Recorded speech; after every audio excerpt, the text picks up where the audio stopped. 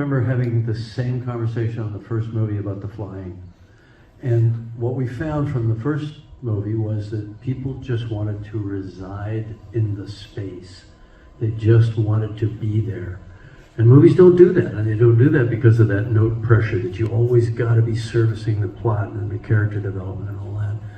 And, you know, so I think we held at a line. We did take a lot out, by the way, but I think we held at a line that was the right balance for the movie, hopefully.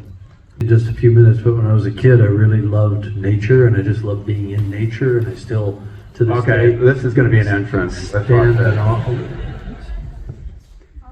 Speaking of standing...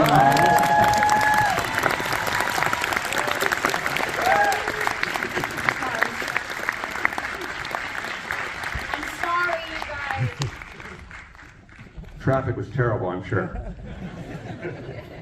Diva.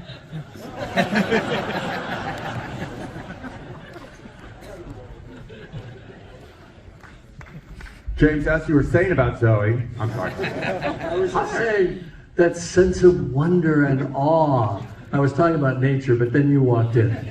And you are a force of nature, so that was highly appropriate. You know, Jim, you're talking about the force of nature. It comes back to what the focus was. And going into this movie, it was about performances. Yeah. That's everything that we set up a whole pipeline and a whole system to do that. Right, so Zoe's here representing an excellent cast in its entirety, and including our troupe as well, who stood kind of behind the cast, playing all of the other people in the crowd. And, you know, first of all, there was a real family feeling with the cast, I thought. And everybody was just there to, in a sense, to kind of serve everybody else in this incredibly generous way. That's what I observed. Well, what became an experiment in 2006, 2007 turned out to be a wonderful experience from the inside out. You know, obviously the reception was super warm and completely unimaginable, but the same was happening with us, because there's something about performance capture and what it does to the performer. You know, it's a very liberating process. You're not really boggled down with the hours of makeup and waiting for lighting and sets that are falling apart and coming together last minute. It's just you, your director, your preparation, extensive work before, during pre-production time, and then your actors and you, in this environment that feels like a playground. It feels like everything that you go to school to learn, and you're just uninterrupted. And it's a process that's, like I said, it's really liberating. And I mean, it's a little heartbreaking, I'm not gonna lie, that there's just this lack, this disconnect from what we do and what feels absolutely real to us, and the work that we put into this, and the lack of understanding that in reality it is every ounce of the performer that transpires into the work. And that is something that I will continue to harbor on, you know, that it's just performance capture is very much, you know, the artist owns their performance, and if it's in the right hands of the director, and the director carries out a great process, then the integrity is never tampered with. I like that word, integrity. That's good. And one of the missing steps that we never talk about is the editing process, because everything gets edited twice. We don't have shots when we start because we're not doing photography, we're doing capture. And so Steve and his team have to find the best performance moments and kind of string them together. Yeah, well, this represents the very best of each actor's performance. And once those are selected, we turn them over internally to our own internal lab, and they create the environments, the costumes, the props, all these people up here working on different aspects of it. But only then can Jim create the shots that you would cut in a normal movie. And the actors are gone. So no longer, just as Zoe said, the director-actor relationship exists in performance capture, and with no distractions of camera or focus or lighting or anything. And later on, These performances can be played back, and the shots are created that make the movie. And Jim can shoot 100 takes, and the actor performance will always be the same. They'll always hit their mark. They'll always remember their line, and we don't have the problems of focus and lighting and dolly tracks and, oh, this was a great performance, but it was in the wide shot. Because any shot can become a close-up. Any shot can become a wide shot. So is the editorial process the difference between shots, or are you moving scenes around after that rough assemblage? Well, there's no such thing as a rough Okay. assembly. Yeah, the nomenclature gets a little Okay. funky But because is the edit then moving scenes, or is it selecting performance? Because you know what the scenes are going to be. everything's edited twice. So it's edited for performance. Then Richie Bainham and I, who's my second unit, virtual second unit director, we do the camera shots, but the actor's not there. Right. But I work with Russ on the lighting, right? And I work with Dylan on the environment, and all that gets fed into that moment of creation, which is a completely, if you think about it, separate and uncoupled moment of creation from the dramatic emotional stuff, right? And then from that it goes back to editorial. Now we got to actually cut the scene for the first time.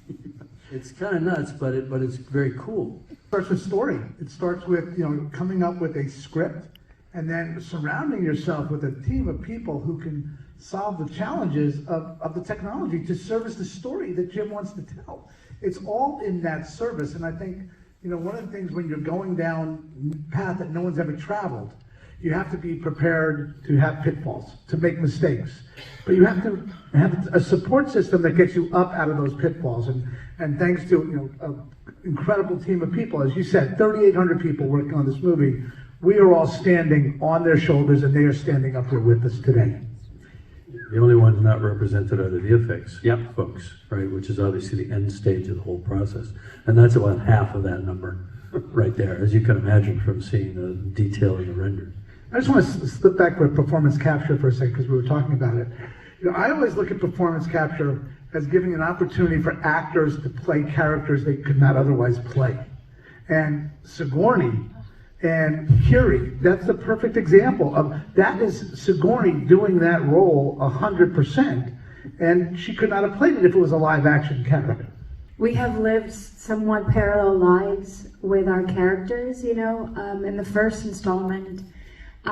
There was just this level of rebellion and fearlessness that I felt, I was given this opportunity and I was going to give 120%. I was working with my idol. He fucking created Sarah Connor and the coolest version of Ellen Ripley, and he brought Arnold Schwarzenegger back as a good Terminator. What the fuck? So here I was, working with him and playing this character that in some way just felt familiar to me. I don't know if it was, me being connected then to my indigenous and African roots as an island person, my history when it comes to colonization, when it comes to all of these things, and I live in the backstory of my characters. Because to me, it's never about what you say, it's just about what you're thinking and what you're feeling in that moment. And so the second time around, I'm a new mom, Sam is a new dad, and we're experiencing fear for the very first time. Just this sensation that paralyzes you, all these hypothetical scenarios of these unimaginable events that can take away the one thing that matters the most to you, which is your children, right? Well, Neytiri and Jake were going through the same thing, but they're being challenged to the 10th degree. They're raising a family and finding moments of joy in a time of war. I think that those are very relatable themes, not just throughout history, but today. I can certainly understand as a woman of color, what it is like to feel invaded. Well, if you multiply that, and also Jim tends to be very generous, and there's not a question that is stupid, that is not a question that is just inconvenient, and we will drop all the cameras, we will discuss things. But also, I felt myself very apprehensive, just like Neytiri was, and I was fighting men and raising little men. So I was quite bitter in 2017. With No the extra irony, charge for the therapy. exactly, with the irony that the universe was presenting in my personal life, so was Neytiri. Wow. So it's I just found a lot of relatable themes that I felt were very tangible to me, and sometimes if they were more intense, I would have extensive conversations about it. We wanted to carry the themes from the first film, and hopefully honor James as well. But there's also, obviously, it's a new film, and I had to find ways of integrating them into the new story. And one of the things that Jim did was immediately, when he asked me to look at the scripts, he asked me to look at all 4 scripts, December 2017, because he said, you need to know the arc. Because the first thing I had to do, and it says on the first paragraph of Avatar 2, as it's called then, Neytiri sings the song chord. And so there was a musical, it was written into the script, the point that there was music that was part of this and had to be part of Pandora. And so my first job was to write the song chord. And I sort of sat down the piano in January and February, and I had to get a thematic idea for this as well, because one of the things we talked about was the idea that it had to be in Na'vi, because it needed to be grounded in Pandora. And this is part of what you're talking about, is the idea that there is a culture. One of the things we also had was Culture Club, which was me and Deb and Dylan and Props Master. We would also actually try and interact in terms of making sure that we had a cultural flow. And I looked at indigenous cultures around the world, and there is this idea that I came up and I talked to Jim about this, is that life is a spark that is the light of birth, and then the light becomes the dawn, and you then take the dawn through the day, and the day goes and becomes the sunset. And that became the core of the lyric for Song Chord. Then I had to write lyrics for Nateam, for Kiri, and I think I even did some others for that we didn't use. But that was the heart. And then I think that I know we just talked about this, but this is the thing about the performance of Zoe, is that there's 100 technicians, there's a boom mic. This is entirely the worst place to sing a song. And she did this exquisite job that is just, I think, so touching. I then sort of orchestrated afterwards, because one of the things, it's almost like the capture, I looked at this beautiful performance and thought, I'm not going to improve on the timing of this. All I have to do is flow with it. But from that came the main theme, the family theme in the orchestra. But just one last thing, which is that, yes, we did we had thoughts about how we evolved the sound of Pandora, where we had this rather sharp vocal sound, and we had these sort of bells and so on in the forest. I decided when we moved to the Mekaina, their percussion should be more bamboo, should be slightly more wooden, and the vocal textures became softer, they became more Polynesian and Mongolian. The art department sent us to do a tremendous amount of world building, like Simon said, and try to have a cohesive world for them to enter into, and then we get to fine tune it over time. And we're lucky enough for me to stay through post, because there's a tremendous amount of back and forth with the visual artists, the digi artists, on exactly how and in what way to render the clothing, which involves a tremendous amount of, there's a lot of tests that we do underwater, in a fan, just across the board. How we put the costumes on actors, they can see how it feels, how it weighs, how does it breathe with a performance. So it's a very, very detailed work. I know that Pandora is an organic living planet, and so all the sounds have to sound organic and living, and it has to be rooted in the real world for audiences to have some sort of basis to understand it. So there's whales and dolphins, and there's all sorts of crazy animals in there. I can't even begin to know what Chris Boy's put into some of these creatures, but they're all real animals. There's no human voices, there's no sort of mechanical stuff in the creature things. I can't remember what else you asked. Let me just add to that. What we also did, John, in pre-production for Chris, we had him meet with some experts from the Scripps Institute, who were experts in whales and their sounds. And we had several meetings up at Lightstorm Simon was a part of it, Paul Fromer, a linguist, was a part of it, because we really wanted to give the Tulkun a language, a communication, and that was very important. To Payakan to us is not just a creature, he's a character. He needed to be speaking in sentences. Right. And the first pass all sounded like these long line whale songs, like humpback whales. I was like, if you're trying to express a complex idea, like go down to the corner, turn around, come back, in whale song, it would take about 4 hours. So we had to chop it up, and one of the ideas that was come up with was this idea of him playing on 2 different frequencies at the same time, these big low frequency sounds at the same time that there were these higher kind of whistly sounds, some of which were dolphins pitched and things, but then you're getting more information at the same time, so it starts to sound like an intelligent being.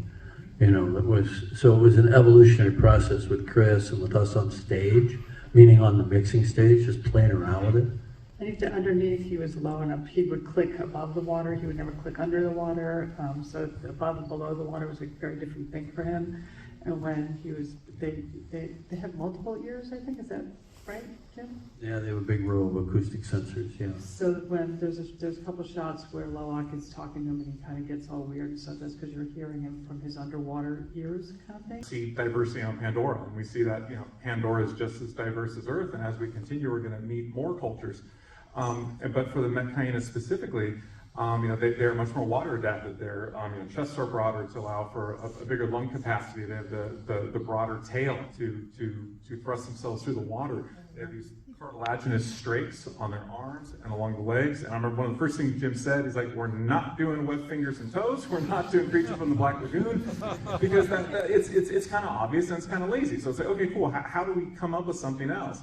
And then we also had the nictitating membrane that's on their eyes, so they can, you know, see underwater. And then of course they're just colored differently. They're a lighter gray or greener color, but we also play like aquatic mammals, sort of a dorsal ventral color difference, where their backs are darker and their stomachs are lighter, much like many fish we see. We knew there were places that we would go in the film where people would know that they were going to a homecoming, in the sense that we would go back to certain set pieces, and we knew what those looked like. And that was so people could become immediately acquainted with, oh, I know this Pandora. And there are certain aesthetics and rules in terms of the lighting and the jungles that Jim said, let's abide by these rules. These are, and they had to deal with the way the light is constructed in the forest. It's not just monochromatic. It's sunlight has one hue, the light under the canopy has another hue, and the bioluminescence has another hue. And I had wonderful people who helped me understand this wonderful technology that we were working with, which was a program called Gazebo.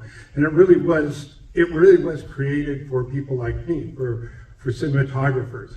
What was wonderful about the Gazebo technology was I could do my lighting, and all that information was pumped downstream and pumped into this tremendous ecology of computers.